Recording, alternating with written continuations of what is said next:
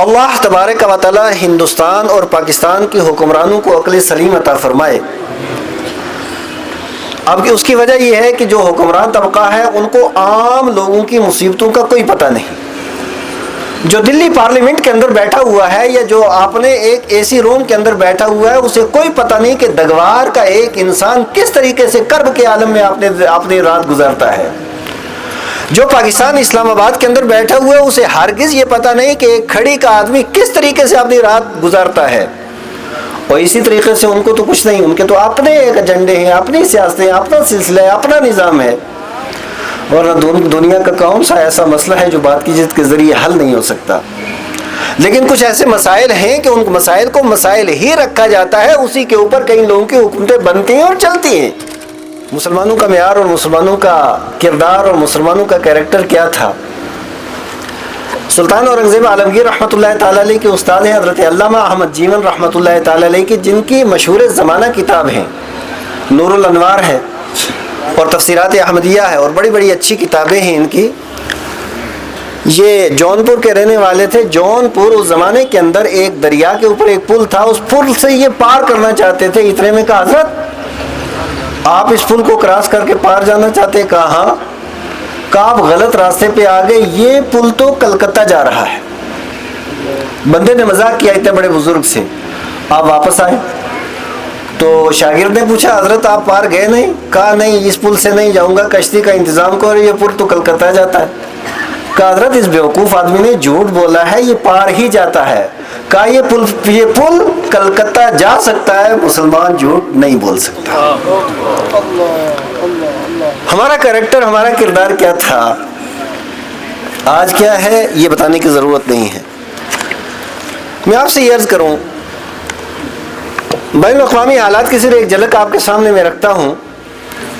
آپ اگر یہ توقع رکھیں کہ امریکہ، یورپ یا یورپی یونین یا اس کے علاوہ دنیا کے جو دوسرے ممالک ہیں وہ ہماری تقدیر بدل دیں گے یا ہمارے کام آئیں گے، یہ خیال است و محال است، ایسا کبھی نہیں ہو سکتا ہے۔ میں آپ سے یہ عرض کروں، غزہ کے اندر بے دردی کے ساتھ لوگوں کو قتل کیا گیا، دودھ پینے والے بچوں کو، اسکول پڑھنے والے بچوں کو، اور ہسپتالوں کو ساری دنیا کے سامنے مسمار کیا گیا، اسکولوں کو ساری دنیا کے سامنے تاراج کیا گیا، اور ساری دنیا کے سامنے بھوکمری کا شکار ہونے پہ چند لوگوں کو مجبور کیا گیا۔ ایمانداری سے بتائیے کہ دنیا کی بڑی بڑی طاقتیں، UN، اقوام متحدہ، فلاں ڈیکاں، کہ جن NGOs کا اور جن تنظیموں کا اور جن تحریکوں کا مقصد یہ تھا کہ دنیا کے اندر بھوکمری کا شکار کوئی نہ ہو، جن کا آئین یہ تھا کہ دنیا کے اوپر کسی کے اوپر ظلم نہ ہو، ستم نہ ہو، کسی کو دبایا نہ جائے، کسی کو دبوچا نہ جائے، اور کسی کے اوپر کسی طرح کی زیادتی نہ ہو، ایمانداری سے بتائیے ان ساری تنظیموں، سارے ممالک، ان سارے امن و امان کے علمبرداروں کے سامنے اتنا ظلم ہوا، کیا کسی کے کان پہ جوں تک رہیں گی؟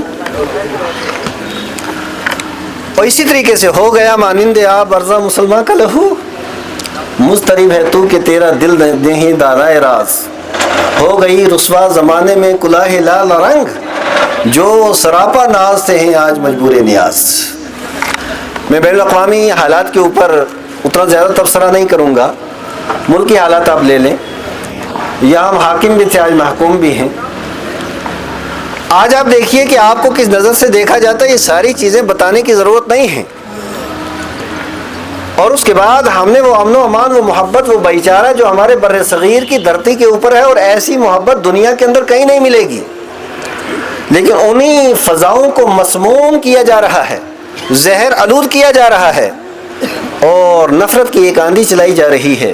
یہ سب کچھ آپ حضرات کی آنکھوں کے سامنے ہے۔ اب یہ جب اس طریقے سے نفرتوں کی آندیاں چلیں گی تو کئی ایک محبت کے چراغ بجھتے نظر آئیں گے۔ ملک کی سارے کے سارے حالات آپ حضرات کے سامنے ہیں۔ اللہ تبارک و تعالی ہندوستان اور پاکستان کی حکمرانوں کو عقل سلیم عطا فرمائے۔ اب اس کی وجہ یہ ہے کہ جو حکمران طبقہ ہے ان کو عام لوگوں کی مصیبتوں کا کوئی پتہ نہیں۔ جو دلی پارلیمنٹ کے اندر بیٹھا ہوا ہے یا جو آپ نے ایک اے سی روم کے اندر بیٹھا ہوا ہے اسے کوئی پتہ نہیں کہ دگوار کا ایک انسان کس طریقے سے کرب کے عالم میں اپنی رات گزارتا ہے۔ جو پاکستان اسلام آباد کے اندر بیٹھا ہوا ہے اسے ہرگز یہ پتہ نہیں کہ ایک کھڑی کا آدمی کس طریقے سے اپنی رات گزارتا ہے، اور اسی طریقے سے ان کو تو کچھ نہیں، ان کے تو اپنے ایک ایجنڈے ہیں، اپنی سیاستیں ہیں، اپنا سلسلہ ہے، اپنا نظام ہے، ورنہ دنیا کا کون سا ایسا مسئلہ ہے جو بات کی جیت کے ذریعے حل نہیں ہو سکتا۔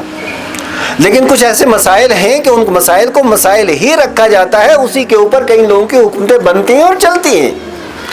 یہ ہر ایک عقل مند دانشمند آدمی اچھے طریقے سے سمجھتا ہے۔ ان باتوں کے اوپر بھی ہمیں نہیں جانا، کیونکہ ہر وہ مسائل جو ہمارے ہاتھ میں نہیں ہیں ہم اس کے اوپر بھی تبصرہ نہیں کریں گے، صرف اشارہ کر کے آگے گزر جانا چاہتے ہیں۔ حضرات گرامی قدر، میں آپ سے یہ عرض کروں کہ ابھی آپریشن سندور ہوا، لوگوں کا نقصان ہوا، ہم نے کبھی خواب میں نہیں سوچا تھا کہ ہمارا یہ امن و امان والا شہر، ہم نے کبھی نہیں سوچا تھا کہ شہر پونچھ جس کو ولیوں کا شہر کہا جاتا ہے اور جسے امن و امان کی، جس شہر کی مٹی کے ہر ذرے سے امن و امان کی خوشبو آتی ہے، اس شہر کو اس طریقے سے تاراج کیا جائے گا اور ٹارگٹ کیا جائے گا کہ یہاں کے بسنے والوں کو مجبوری کی زندگی گزارنے کے لیے کچھ عرصے تک مجبور کیا جائے گا، یہ کسی نے سوچا نہیں تھا۔ لیکن سب کچھ ہوا آپ حضرات کے سامنے۔ کتنی قیمتی جانیں ہمارے شہر پونچھ کی چلی گئی ہیں کہ جس کی قیمت ساری دنیا کو ملا کر کے بھی نہیں ہو سکتی ہے، کیونکہ قرآن یہ کہتا ہے کہ اگر ایک انسان کو قتل کیا جائے اس کا اتنا بڑا گناہ ہے جیسے دنیا کے ہر بندے کو قتل کر دیا گیا۔ اور قرآن یہ بھی کہتا ہے کہ کسی نے اگر ایک انسان کی جان بچانے کی کوشش کی اس کا اتنا ثواب ہے جیسے دنیا کے سارے لوگوں کی جان اس نے بچائی ہے۔ تو میں آپ سے یہ عرض کرتا چلوں کہ اس کے بعد کیا ہوا وہ آپ اچھے طریقے سے سمجھتے ہیں۔ ایک تو یہ ملکی حالات ہے، لوگوں کے بنائے ہوئے حالات، اور ایک حالات وہ ہیں کہ جو قدرتی حالات ہیں۔ اس کی وجہ یہ ہے کہ جس وقت ہم نے ماحولیات کے ساتھ چھیڑ چھاڑ کی، جنگل کاٹے گئے، پہاڑ کاٹے گئے، اور پانیوں کا رخ موڑا گیا، اور جتنا نیچر کے اندر کوئی لوگوں نے مداخلت کرنے کی کوشش کی، تو صاف ظاہر ہے کہ کسی کے اندر جب بندہ کوئی مداخلت کرتا ہے تو بدلہ تو ہوتا ہی ہوتا ہے۔ دریاؤں کو، نالوں کو جب روکنے کی کوشش کی، اس کے بعد کہاں کہاں طوفان آ رہے ہیں، سیلاب آ رہے ہیں، تباہیاں آ رہی ہیں، بربادیاں آ رہی ہیں، یہ آپ بھی جانتے ہیں، ہم بھی جانتے ہیں۔ اب دیکھیے، میں نے اپنی آنکھوں سے کالا بند کے اندر جا کر کے دیکھا، 2 کروڑ روپے کی ایک بندے کی کوٹھی تھی، کروڑوں روپے کے جنہوں نے مکان بنائے تھے، کروڑوں روپے کے، لاکھوں کے نہیں، کروڑوں کے۔ پل بھر کے اندر ان لوگوں کو کروڑوں روپے کی کوٹھیوں سے ٹینٹوں کے اندر آنا پڑا۔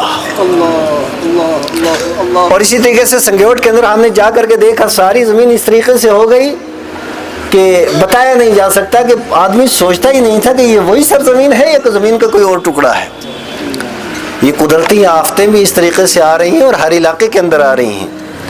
ایمانداری سے بتائیے کہ یہ مصیبت صرف کالا بان کے لیے، سڑوتی یا سنگیوٹ کے لیے تھی، یا زمین کے کسی خطے اور کسی علاقے کے اندر کوئی بھی بسنے والا اس کا شکار ہو سکتا ہے۔ اسی طریقے سے کچھ ملکی آفتیں، کچھ لوگوں کی آفتیں، اور کچھ قدرت کی طرف سے کچھ آفتیں، یہ تو ایک طرف سے ہمارے اوپر آفات پہ در پہ آ رہی ہیں، دوسری طرف ہماری غفلت کا عالم کیا ہے۔ ہمارے بہت سے بچے کہ جن کو MBBS ڈاکٹر بننا تھا، انجینئر بننا تھا، عالم و فاضل بننا تھا، معاشرے و سماج کی ضرورت بننا تھا، وہ منشیات کے عادی ہو کر کے اپنے گھروں کو انہوں نے زندہ قبرستان بنا دیا ہے۔ مجھے بتائیے، ایک بیٹا ہو، ماں باپ دونوں ملازم ہو، اگر اس خاندان کا چشم و چراغ ہم اور آپ جنازہ پڑھا کر کے اسے دفن کر لیں، کیا وہ خاندان زندہ ہے یا وہ بھی مردہ ہو گیا ہے؟ کیا اس کے بعد اس کے ماں باپ یا اس کے گھر والے جتنے بھی ہیں، کیا ان کی زندگی کے اندر کسی طرح کا کوئی لطف رہا؟ یہ سب کچھ ہمارے معاشرے و سماج کے اندر یہ چیزیں جڑ پکڑ چکی ہیں۔ نفرتوں کا بازار اتنا زیادہ گرم ہے، باپ بیٹے کی، بیٹا باپ کے سننے کے لیے تیار نہیں۔ ہم نے وہ محبت والا دور دیکھا ہے۔ میرے والد اس علاقے کے، سارے علاقے کے استاد تھے، وہ اپنے گھر سے جس وہ مسجد میں آتے تھے، جتنے بچے کرکٹ کھیلتے تھے سارے کے سارے چھپ جایا کرتے تھے، ہمارے استاد محترم اس علاقے سے جا رہے ہیں۔ ایمانداری سے بتائیے، کیا وہ ہماری عظمتیں جو اس غربت کے عالم میں تھیں، آج ہر ایک نعمت ہونے کے باوجود بھی وہ اس طرح کی عظمتیں ہمارے سماج کے اندر رہیں؟ آج طرح طرح کی یہ مصیبتیں کیوں ہیں؟ یہ ہمارے ہاتھوں کی پیداوار ہیں، لیکن صرف شکوہ کرتے رہنا اور صرف شکایت کرتے رہنا اور حالات کو بدلنے کی کا وہ بھی ذمہ دار MLC ہو وہ بھی ذمہ دار، افسر ہو وہ بھی ذمہ دار، معاشر و سماج کے اندر جتنے طبقہ اشرافیہ اور دانشور لوگ ہیں سارے ذمہ دار، تاجر بھی ذمہ دار، ڈرائیور بھی ذمہ دار، ہماری یوتھ بھی ذمہ دار، ہمارے اسٹوڈنٹ بھی ذمہ دار، سب ذمہ دار ہیں۔ اور ان ذمہ داری کے بعد ہم نے آپریشن سندور کے درمیان میں دیکھا وہ ہماری بچیاں ہاسپٹل کے اندر جن کی ڈیلیوری ہوئی تھی، پیدل چلنے کے اوپر ہم نے انہیں مجبور دیکھا جان بچانے کے لیے۔ 70 75 اور 80 سال کے بوڑھوں اور بوڑھیوں کو ہم نے اپنی آنکھوں سے دیکھا کہ اسی طریقے سے وہ ڈنڈا ٹیک کر کے وہ پیدل چل رہی تھی۔ چھوٹے بچوں کو دیکھا، پریشان حال لوگوں کو دیکھا۔ ایمانداری سے بتائیے ساری قیامت صغریٰ ہم نے اپنی آنکھوں سے دیکھی کہ نہیں دیکھی ہے؟ یہ سارا کچھ ہم نے اپنی آنکھوں سے دیکھا۔ قرآن حکیم کے اندر اللہ تبارک و تعالیٰ نے بہت سے واقعات بیان فرمائے ہیں، قوم عاد کا، قوم سمود کا، قوم موسیٰ کا، قوم صالح کا، قوم ابراہیم کا، اور بہت سے اقوام کے واقعات اللہ تبارک و تعالیٰ نے قرآن حکیم آپ پڑھیے، سورہ انعام پڑھیے اور دوسری کئی ایک صورتوں کے اندر اللہ تبارک و تعالیٰ نے متعدد مقامات کے اوپر یہ واقعات بیان فرمائے ہیں۔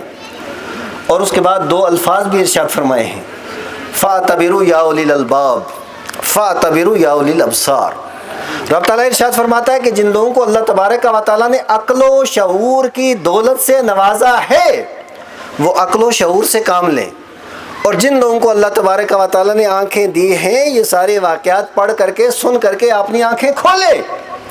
اب یہ سارے کے سارے واقعات جب ہم نے اپنی آنکھوں سے دیکھا اور سب کچھ ہم نے جب یہ ان سب کو سنا تو اس وقت بھی اگر ہماری آنکھیں نہ کھلیں تو تمہاری داستان بھی نہ ہوگی داستانوں میں۔